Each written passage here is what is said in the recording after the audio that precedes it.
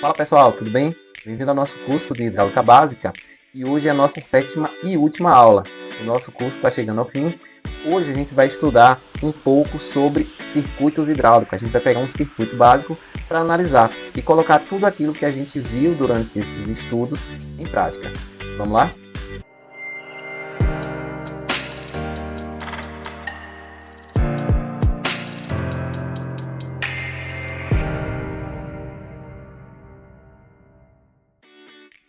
Começando nossa análise, a gente vai começar do tanque hidráulico. Existem vários circuitos juntos nesse esquema, mas a gente vai se atentar a apenas um, que vai ser o sistema de freio. Então tudo começa no tanque hidráulico. É nesse ponto aqui que a gente tem o reservatório do tanque hidráulico. E, só chamando a atenção, esse desenho aqui representa um filtro de retorno. Eu posso ter filtro na linha de retorno, como a gente viu, filtro na linha de pressão, e só que esse exemplo aqui é no filtro na linha de retorno, com sua válvula bypass. Então obstruiu, ele tem um pressostato. E esse carinha aqui, ele fica monitorando. Chegou uma pressão acima de 2 bar, ele vai e alarma. Se você não trocar o filtro, a válvula bypass tem que abrir, porque senão vai estourar alguma coisa. Voltando os nossos olhares para esses pontos aqui, ó, S1 e S2, aqui é a linha de sucção da bomba. Então, ó, se eu tenho essa representação de M, isso quer dizer que é um motor. Quando é dentro de um quadradinho, quer dizer que é um motor diesel ou um motor a combustão. E essa simbologia, como vocês já conhecem, é uma bomba de engrenagem unidirecional. No caso aqui é de 16 cm3. Se fosse um outro tipo de bomba, como tem no exemplo aqui, eu tenho essa bomba, que é uma bomba tocada por um motor elétrico, tá vendo a bolinha? Um M dentro de uma bolinha, então é um motor elétrico, que ele pode ter 150 a 1800 RPM, e essa é uma bomba que pode ser de 140 a 100 cm3. E essa é uma bomba de fluxo variável, como a gente já viu e como vocês já têm entendimento como ela funciona. Mas vamos continuar aqui no nosso circuito de freio. Então, esse circuito vem, ó, o circuito que a gente vai seguir vai ser essa linha A1, que essa daqui é a linha de freio, e essa do lado de cá é o sistema de direção. Essas válvulas, elas estão aqui como proteção, são as válvulas de segurança. Se eu vou ter algum pico na linha de pressão, elas que drenam para o tanque. Olha a linha do tanque. Então, ó, a pressão chegou aqui, aumentou demais nessa linha por alguma obstrução ou algo que aconteceu lá. Quem vai proteger vai ser a válvula de segurança jogando esse excedente de pressão para o tanque. Seguindo o nosso circuito, ó, vamos lá, segue a seta. Chegou aqui agora, a gente vai subir. Subiu, subiu, subiu. Chegou no bloco, no ponto P. Esse bloco é o bloco do pedal de freio. Junto com esse bloco de pedal de freio, a gente tem uma válvula prioritária. Qual a função dessa válvula prioritária? É sempre priorizar o freio. Então é uma questão de segurança. Quando eu dou partida no equipamento, ele prioriza o freio, carrega o sistema de freio, depois que carregou o sistema de freio, aí eu vou e jogo o excedente para a linha S. Essa linha S, que é a linha de saída, eu posso ter várias alternativas. Eu posso desse ponto S já jogar direto para tanque, ou eu posso alimentar outros circuitos. Por exemplo, no DL421 a gente utiliza para o motor hidráulico do ar-condicionado. Então essa linha sai aqui, ó. Desceu nesse ponto, segue a linha, segue a linha, segue a linha, segue a linha. Eu posso ir direto para um manifold de tanque, ó. Manifold de tanque, desceu aqui, ó. E vai diretamente para o tanque, tá vendo?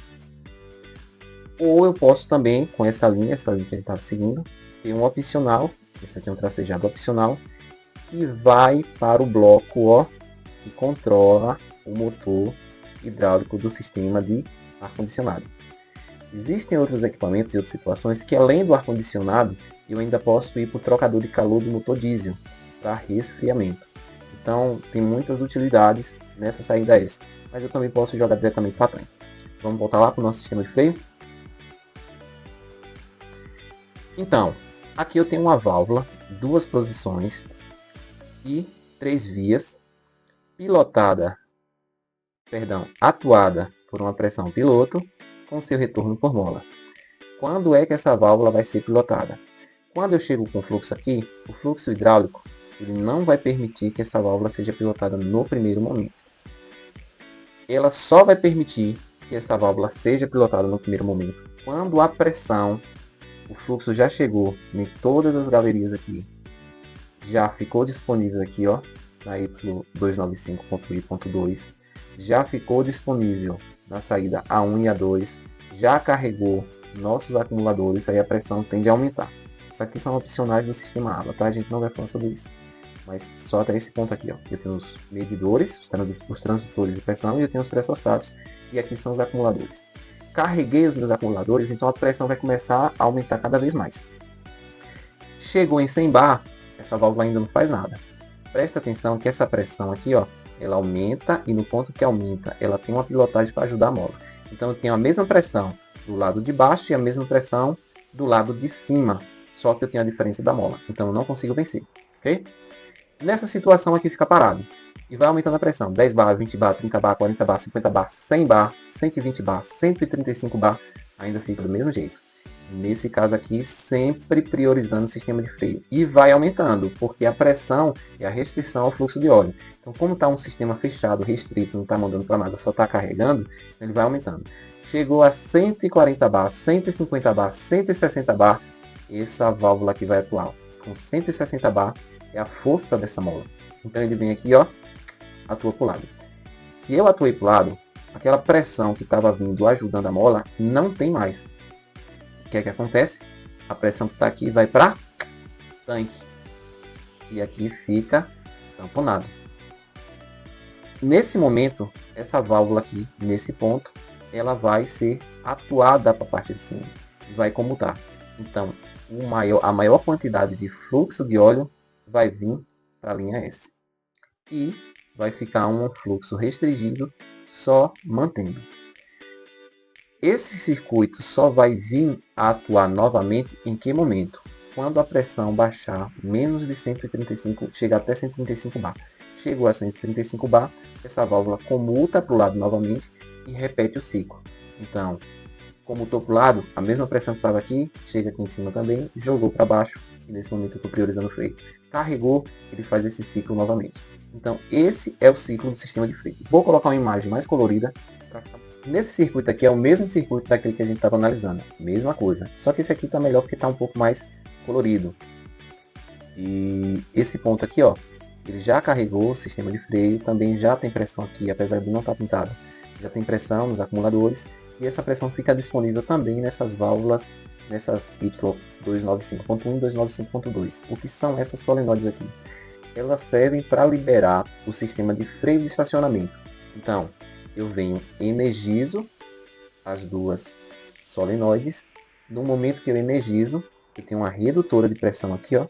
Dá um zoom, tá vendo? Ela reduz essa pressão para 30 bar. Eu não posso mandar uma pressão muito alta no sistema de liberação de freio de estacionamento, porque senão eu vou estourar os reparos. Então a pressão calibrada é 30 bar. Quando eu energizo essa solenoide aqui, a pressão flui para os eixos. Vamos lá? Energizei e a pressão fluiu para ambos os eixos, frontais e traseiros. Nesse caso,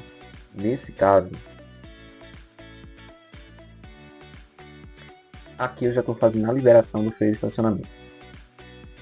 Lembrando, freio de estacionamento só para estacionamento. Freio de serviço é o que eu vou trabalhar com a máquina. Esse modelo de equipamento a gente freia jogando pressão. Então, já liberei o freio de estacionamento, eu já posso deslocar com a máquina. E o freio de serviço, o pedal do freio de serviço, ele vai pegar diretamente na linha dos acumuladores. Todo sistema de freio ele é redundante por questões de segurança. Por exemplo, eu poderia ter apenas uma linha chegando para os dois eixos, para fazer a liberação do freio ou para fazer a frenagem, propriamente dito. Mas se uma mangueira estoura, eu perco os dois freios. Então minha máquina fica sem o freio. Imagine que você está descendo uma ladeira e você perde o freio de serviço. Por mais que o freio de estacionamento ele venha a atuar, ele não é capaz de parar a máquina, porque é um freio projetado para ser atuado quando a máquina está parada. Então, Por questões de segurança, o freio de serviço ele tem dois caminhos separados. Um para o freio da frente e outro para o freio de trás. E um desses freios, estando estourado, o outro consegue frear a máquina. Questão de segurança. A gente tem duas válvulas aqui, ó, que funcionam, que são válvulas limitadoras, e que elas funcionam também para, em caso de uma dessas linhas estourar, a outra não perde toda a pressão. Então ele vem aqui e fecha. Mantém o sistema pressurizado pelo que você já tem na linha do acumulador. Ok? Chegou no pedal, no momento que eu pressionar o pedal, aperta esse sistema de freio de serviço, o óleo vai fluir diretamente, ó, por esse circuito aqui de cima, está mais próximo, o óleo vai fluir diretamente para os cilindros do freio de estacionamento, comprimindo as placas e fazendo com que o equipamento freie. Vamos ver? Olha o sistema de freio de serviço atuando. Imagine que aqui agora eu já consegui pressionar o pedal de freio e o óleo está fluindo diretamente para os cilindros, os pistões que vão fazer a frenagem do sistema. Então eles têm placas internas, né, lisas e sinterizadas, e esse pistão vai fazer com que ela se aproxime e faça a frenagem do equipamento. Beleza? Então, é um circuito bastante simples, né, sistema de freio, mas é de fundamental importância. Então, tudo que a gente estudou foi comungando para que a gente pudesse entender como é que funcionava esse sistema, beleza? Espero vocês em outras aulas que a gente vai ter, outros módulos que a gente vai estar trabalhando, e a gente fica por aqui. Qualquer dúvida, só chamar no zap que a gente atende. Valeu, tchau, tchau, até a próxima.